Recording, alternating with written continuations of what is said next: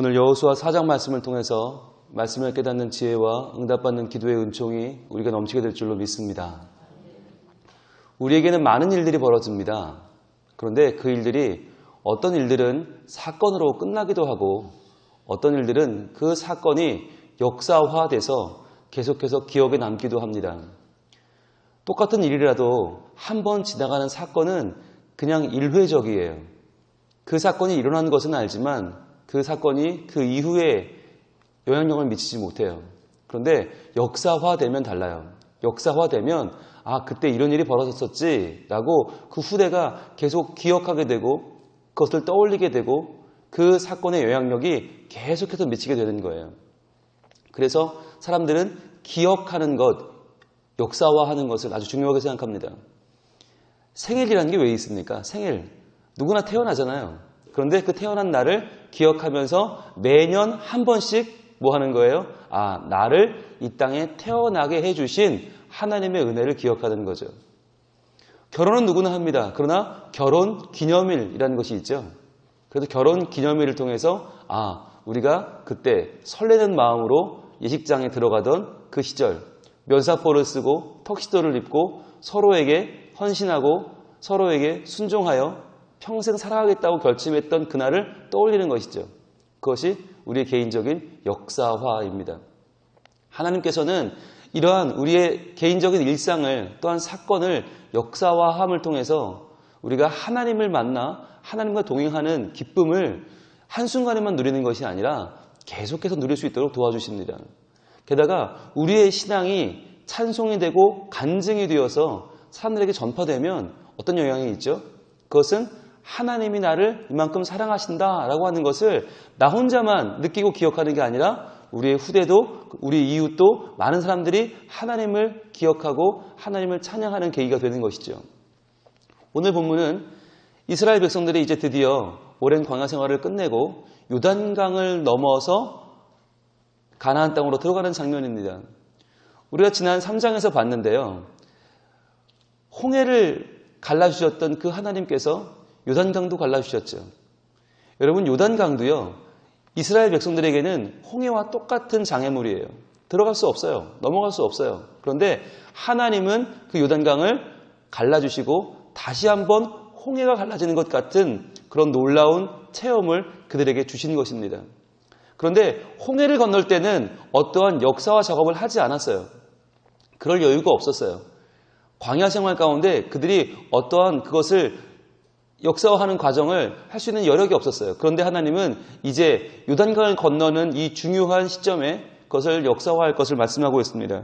오늘 말씀 1절입니다. 그 모든 백성이 요단을 건너가기를 마침에 여호와께서 여호수아에게 말씀하여 이르시되, 자, 이제 그 200만 명이 넘는 수많은 군사와 수많은 백성들이 요단강을 건넜다라고 하는 것이죠. 어떻게 건넜습니까? 하나님의 언약궤를 맨 제사장들이 요단강을 한 걸음, 두 걸음 믿음으로 들어가기 시작하자 요단강이 멈췄다는 거죠. 좌우로 멈춰서서 그리로 200만 명이 건너갔습니다. 하나님 말씀하십니다. 백성의 각 지파에서 한 사람씩 12사람을 택하고 그들에게 명령하여 이르기를, 요단 가운데 제사장들의 발이 굳게 선 그곳에서 돌 12를 택하여 그것을 가져다가 오늘 밤 너희가 유숙할 그곳에 두게 하라 하시니라. 자, 지금 요단강 한가운데, 원래는 강이죠. 그런데 강 한가운데 마른 땅 위에 서 있어요. 누가? 제사장들이 언약궤를 메고 그 자리에서 돌 12개를 다 들어다가 지금 너희가 유숙하는 그 땅에 12개의 돌을 세우라는 것이죠. 그러니까 너희가 들어가는 가나안 땅에 최초로 역사화하는 기념비를 세우라는 것입니다. 그런데 그 12개의 돌이 어디 있다고요? 지금 요단강 한가운데, 강 한가운데 제사장들이 언약궤를 들고 있는 바로 그 땅, 그 발 아래에 있다는 것이에요. 여러분, 놀랍지 않습니까? 하나님이요, 요단강만 멈추게 해주시는 정도가 아니고요. 요단강 그 강바닥 아래 하나님이 큰 돌을 12개를 예비하신 거예요. 미리. 12개를 예비하셔서 그 돌 위에 언약궤가 들어가 서게 하시고 그 순간에 요단강을 멈춰주신 거죠. 그리고 내가 이 요단강을 미리 예비하여 너희가 올 때를 준비해서 멈추게 한 것을 기념해서 그 돌 12개를 가져다가 지금 단을 쌓으라는 것이에요. 여러분, 강바닥에 돌이 왜 있습니까?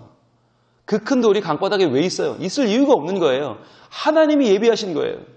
그러니까 하나님이 지금 말씀하시는 건 어쩌다가 여기까지 와서 그냥 요단강이 멈춘 게 아니라 내가 미리 너희를 위해서 예비했다는 것이에요. 여러분, 큰 돌 12개가 준비되려면 시간이 얼마나 걸립니까? 이건 몇 년 만에 되는 일이 아닙니다. 수백 년, 수천 년, 수만 년, 아마 수십만 년에 걸릴 수도 있어요. 그런데 그 오랜 시간 이전에 하나님은 이미 이스라엘 백성을 위해서 그 요단강 아래 12개의 큰 돌을 예비해 주신 거예요. 왜? 바로 이날 이 강을 건너면서 그 이스라엘 백성들이 우리가 어쩌다 보니까 우연히 강을 건넌 것이 아니라 하나님께서 미리 이것을 예비하셨다라고 하는 것을 그들에게 분명히 알게 하기 위해서라고 하는 말입니다. 여러분, 기억하십시오. 하나님은 태초부터 하나님이십니다. 태초에 천지를 창조하시고 천지 만물을 주관하시는 하나님이세요. 그 하나님이 어쩌다 보니까 나를 사랑하셨고 그냥 뭐 어떻게 하다 보니까 나를 구원하신 게 아니란 말이에요. 태초부터 시작된 하나님의 사랑은 우리의 만남을 통해 열매를 맺고 귀한 찬양 가운데도 있는 것처럼 태초부터 시작된 하나님의 사랑이 있단 말이에요. 오래전 수백 년, 수천 년, 수만 년 전에 나를 향한 하나님 계획이 이미 요단강이 시작되었다. 하나님 그것을 말씀해 주고 있는 것입니다. 자, 그래서 어떻게 하라고요? 그 돌을 한 개씩 매서 너희 어깨에 메고 나오라는 것입니다. 5절입니다. 그들에게 이르되 요단 가운데로 들어가 너희 하나님 여호와의 교회 앞으로 가서 이스라엘 자손의 지파 수대로 각기 돌 한 개씩 가져다가 어깨에 매라. 12개의 그 큰 돌을 하나님이 예비하신 돌을 어깨에 매죠. 6절 이것이 너희 중에 표징이 되리라 그러셨어요. 표징이 되리라. 이 표징이 뭡니까? 바로 기념비죠. 무엇의 표징입니까? 하나님이 도우셨다는 표징이죠. 언제요? 태초에. 우리는 상상도 할 수 없는 그 오래전에 하나님이 우리를 이미 도우셨다라고 하는 표징이 되는 것입니다. 이 표징을 우리가 지금 이야기하는 말로 바꾸면 역사화죠. 역사화. 그냥 어쩌다 한번 물이 갈라진 것이 아니라 하나님이 그것을 이루셨다는 것을 후대에 전해주는 역사화의 과정인 것입니다. 표징이 되리라 후일에 너희의 자손이 물어 이르되 이 돌들은 무슨 뜻이냐 하거든. 자, 그렇죠. 시간이 지나가면요. 많은 사건은 잊혀집니다. 요단강을 건넌 사건도 광야 사건도 다 잊혀지고 맙니다. 그때 후대에 후손들이 물어보는 거예요. 여기는 근데 왜 12개의 돌이 왜 있어요? 여기는 왜 이렇게 돌이 서 있어요? 라고 물으면 그들에게 말해주라는 것이죠. 7절 그들에게 이르기를 요단 물이 여호와의 언약궤 앞에서 끊어졌나니 곧 언약궤가 요단을 건널 때에 요단 물이 끊어졌으므로 이 돌들이 이스라엘 자손에게 영원히 기념이 되리라 하라 하니라. 영원히 기념이 되리라 이거죠. 영원히 기념이 된다는 것이에요. 누구라도 묻거든 왜 이 돌이 여기 있습니까? 라고 묻거든 그날에 하나님이 도우셨다. 그러면 그날에 하나님이 도우셨는데 어떻게 도우셨어요? 언약궤, 하나님의 임재를 상징하는 언약궤가 먼저 요단에 들어갈 때 그때 강물이 멈췄다. 그러니까 이것은 하나님이 멈춰주신 것이다.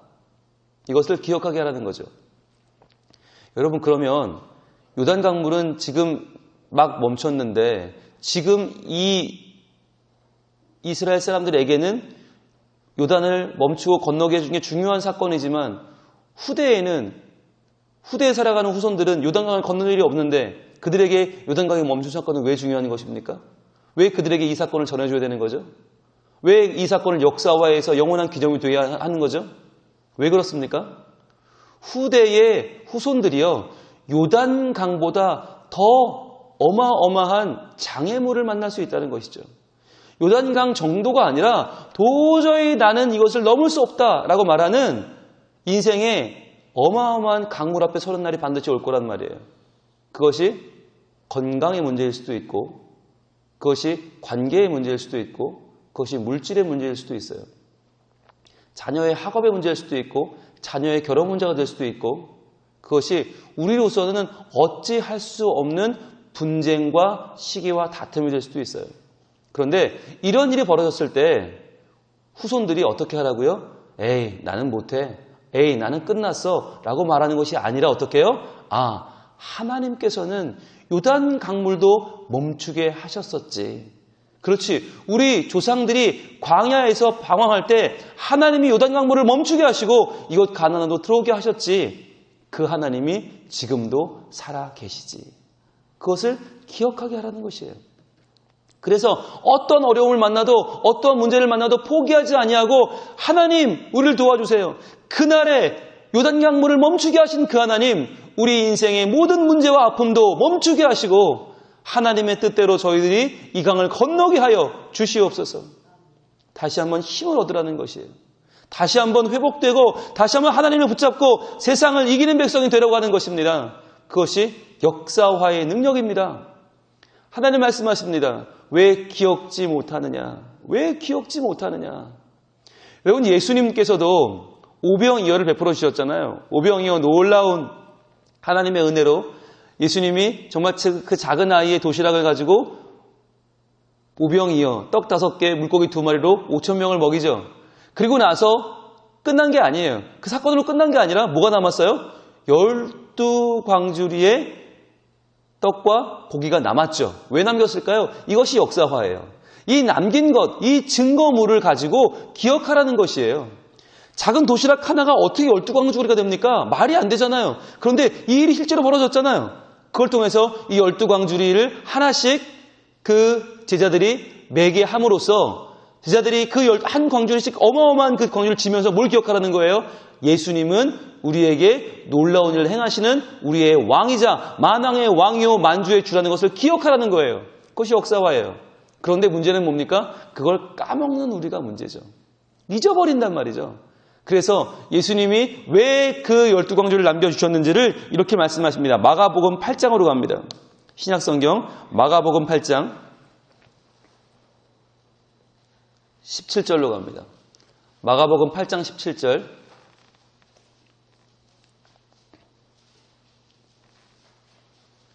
신약성경 67면에 있습니다. 자, 분명히 예수님은 우리에게 삶의 증거를 주시고 그 증거를 통해서 하나님의 사랑을 변치 않게 기억하게 하시는데 에도 불구하고 제자들은 어떻게 하고 있는가? 우리는 어떻게 하고 있는가?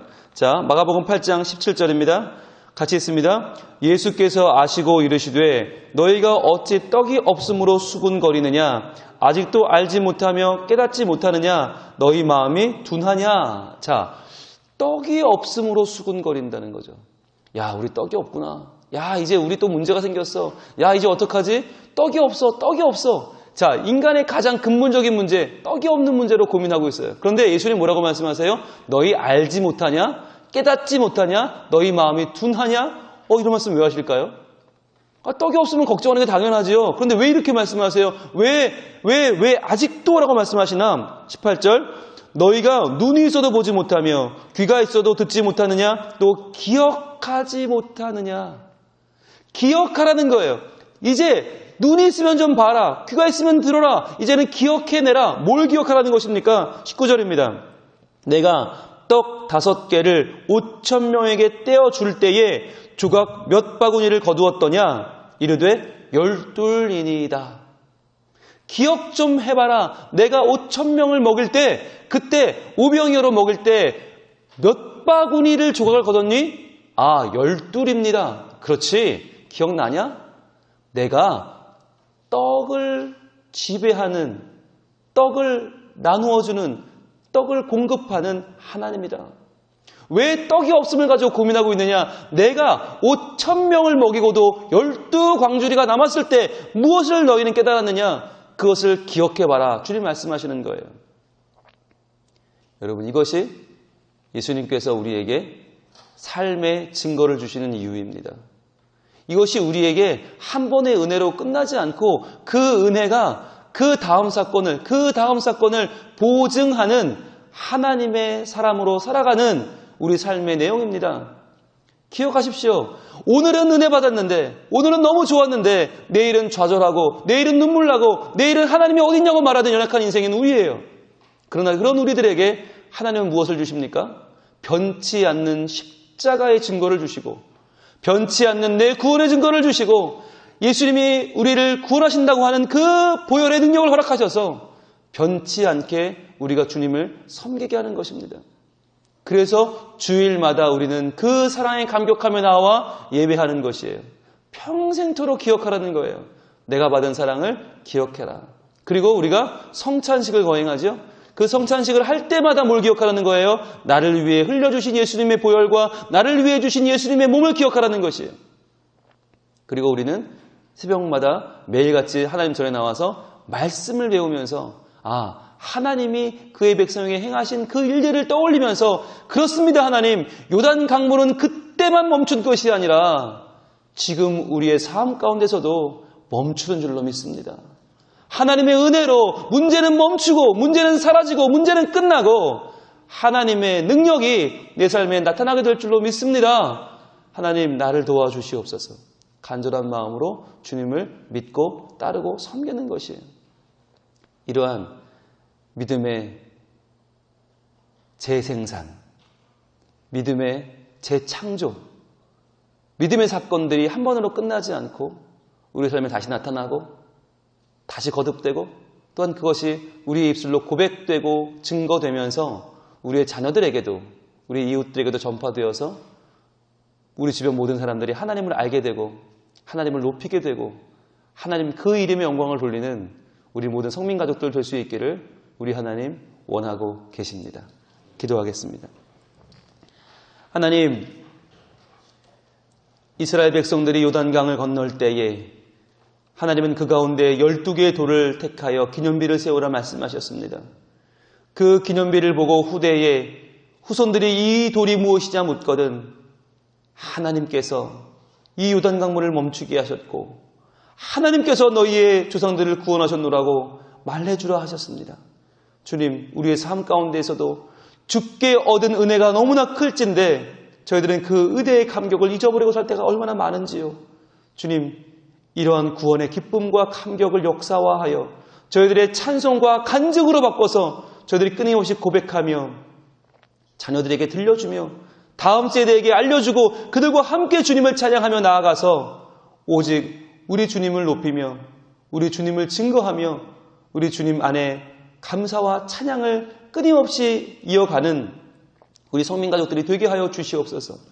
이 새벽에 나와 간구하는 기도를 주님 들어주시고 하나님 친히 임재하셔서 하나님의 손길로 하나님의 능력으로 우리의 모든 요단강물이 멈춰서고 우리의 모든 재앙은 끝나고 우리의 모든 어려움은 다 이겨내고 우리가 하나님을 다시 한번 붙잡고 하나님을 향한 믿음으로 살아가는 승리한 우리 모두가 될 수 있도록 주님 도와주시옵소서. 예수님 이름으로 기도합니다.